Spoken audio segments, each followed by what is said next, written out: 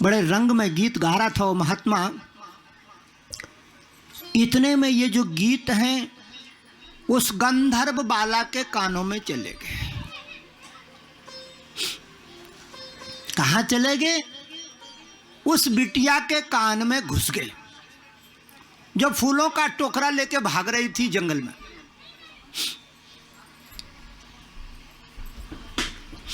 गुरुजी कहते हैं, शृण्वनै शृण्वनै सुभद्राणि रथांग पाणे, शृण्वन् सुभद्राणि रथांग पाणे, जन्मानि कर्माणि चयानि लोके। हजारों बरस पुराने गीत हैं बिटिया, ये आज के नहीं हैं। गीतानि नामानि तदर्थकानि, गायन बिलजो बिचुरे दसांगे।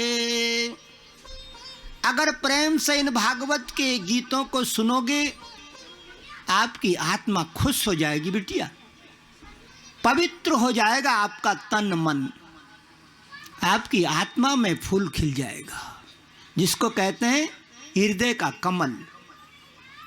इन गीतों को जितना प्रेम से सुनोगे उतना आपको आनंद आएगा, क्योंकि सुखदेव मुनि ने कहा है, इन गीतों को सुनने के लिए अहो भाव से भरा हुआ हृदय चाहिए। भाव से भरा हुआ मटका चाहिए। वो जो कन्या गीत सुन रही थी, उसने सोचा ये कौन गा रहा है इतना मीठा गीत, इतना मीठा संगीत, मधुर मधुर स्वर बज रहा है, देखना चाहिए। वो कन्या जिज्ञासा करते करते उस स्थान को बढ़ने लगी जहाँ पे वो बाबा डमरू बजा रहा था और नाच रहा था। आंख बंद थी, आंख बंद नाच रहा था। इतने में वो गंधर्वों की कन्या, देव कन्या, गंधर्व कन्या, वो आई, महात्मा के पास में खड़ी हो गई, श्रवण करने लगी उन गीतों को। महात्मा की आंख खुली। महात्मा ने देखा एक कन्या बसंत ऋतु में फूलों का टोकरा लेकर सामने खड़ी है। बसंत का महीना है। बाबा ने कहा, अरे बिटिया, तू किसी देवता की बाला है, किसी देवता की कन्या है? हाँ। ये बता तेरे माथे में क्या है? महाराज, मेरे माथे में फूलों की बैजंती माला है। क्या कह रही है? फूलों की बैजयंती माला। बैजयंती माला का मतलब होता है बिटिया, जिस माला में 5 रंग के फूल हों उसको कहते हैं बैजयंती। 5 रंग के, 5 किस्म के फूलों की माला। कन्या कहती है, महाराज मेरे तो बैजंती है मेरे सर में, मेरे सर में बैजंती है। अच्छा, तेरे सर में बैजंती है? हाँ, ला मेरे को दे दे, मेरे को दे दे बैजंती।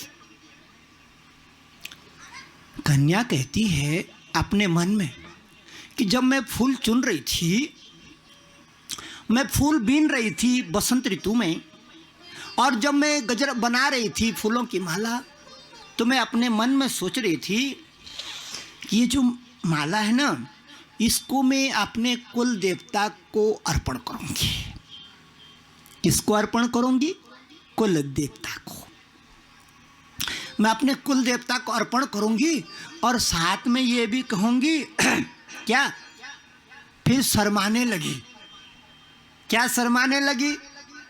क्योंकि उसको उसकी कामना थी विवाह की, पति रूप की। माला इसीलिए गांठी थी कि अपने कुल देवता को चढ़ाऊंगी और देवता के सामने कहूंगी कि हे परमेश्वर, नंद गोप सुतम देवी पति में करो ते नमः। पति चाहिए। वो कहती है मेरा कुल देवता तो आया नहीं, पर ये जो मनुष्य है नाच रहा है, गा रहा है, हो सकता है मेरा कुल देवता इसकी छाती में आ गया हो। बाबा को माला अर्पण कर दी उस बाला ने। और सुनो मेरे भाइयों, कभी कभी आपकी दी हुई भेंट किसी के माध्यम से आपके कुल देवता को चढ़ जाती है। माध्यम कोई और होता है, माध्यम जिंदा, और भेंट गई पिताजी को। कहाँ गई भेंट? अपने पिता को। आपने तो जिंदा के गले में डाला, वो तो जिंदा है, लेकिन जिंदा के गले में जैसे ही पड़ी, जो स्वर्ग में खड़ा था उसने कहा स्वीकार है। क्यों? वो जिंदा और मुर्दा जुड़े हुए हैं कुछ देर के लिए। इसीलिए भागवत में कहते हैं कि यहाँ वाले का तार वहाँ जुड़ जाता है। बस नारद होना चाहिए, नारद की तरह शक्तिवान इंसान होना चाहिए। एक पांव पृथ्वी में और दूसरा पांव स्वर्गलोक में। भागवत में लिखा है तारे जुड़े हैं दोनों ओर, जिसका कोई और ना छोड़। मेरे तार अगर वहाँ जुड़ जाएंगे बिटिया, तो वहाँ की खबर यहाँ आएगी, बरसात हो जाएगी। चौथे दिन ध्यान रख रहे ना, बरसात हो जाएगी, बरसात। पर तार जुड़ने की बात है। क्या जुड़ने की बात है? तार। इसीलिए नारद जी के हाथ में क्या होता है? सितार। पर तार जोड़ना है। तार जोड़े हैं दोनों ओर, जिसका कोई और ना छोड़। जीवन की बीणा बजते ही, जीवन की बीणा बजते ही, उजियारा होएगा चहुं ओर। पंडाल में उजियारा। अब सुनो मेरी माताओं, उस कन्या ने दान कर दी अपनी मेहनत, अपना परिश्रम। किसको करी? बाबा को दान कर दी। बाबा बड़े प्रसन्न हो गए। अरे इस बच्ची ने मेरे को फूल दे दिए, मेरा मान बढ़ा दिया, मेरा सत्कार कर दिया। बाबा खुश होकर आत्मा से कहते हैं, जा कन्या, तेरा मनोरथ पूर्ण होएगा, जा तेरी मनोकामना पूर्ण। कन्या हंसते हंसते हंसते अपने घर को भाग गई। आशीर्वाद बहुत बड़ी शक्ति रखता है बिटिया। आत्मा से निकले हुए वचन मनुष्य का कायाकल्प कर देते हैं। खुश हो गई कन्या। बाबा ने वो माला अपने गले में डाली और डमरू बजाते बजाते आगे बढ़ गया।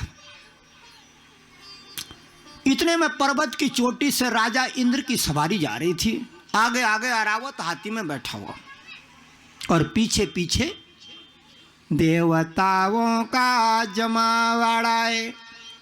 आगे राजा इंद्र घंटा बजाते हुए घड़मण घड़मण घड़मण घड़मण घड़मण घड़मण घड़मण, पीछे देवता।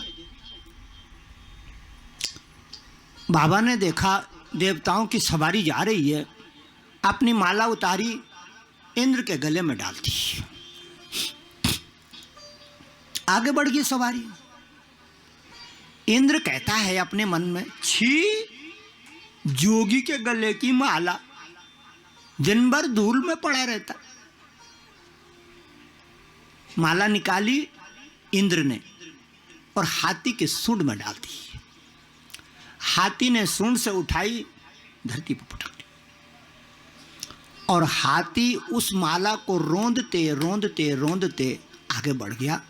दूर महात्मा देख रहा है, गुस्से में आ गया कि उस कन्या ने मेरे को कितने प्रेम से दी होगी, इसकी दुर्दशा इस राजा ने कर दी। वहीं से चिल्लाया, राजन पहचानता है मैं कौन हूं? सुन, मेरा नाम दुर्वासाए, मैं शिव शक्ति का उपासक, मैं अत्रि अनुसुया का जाया है। तूने भूल कर दी बेटा, मेरा अपमान नहीं किया है। तूने जो माला थी वो फूलों का अपमान कर लिया है। और जो फूल होते हैं बिटिया, दुर्वासा ऋषि कहते हैं फूलों में लक्ष्मी बसत है। क्या कहा दुर्वासा ऋषि ने? फूलों में लक्ष्मी बसत है। इसीलिए मेरी बहनों, आप अपने मकान में, आंगन में, खेत में, खलियान में, द्वार पे फूल सजाते हैं, लगाते हैं फूलों को। क्यों?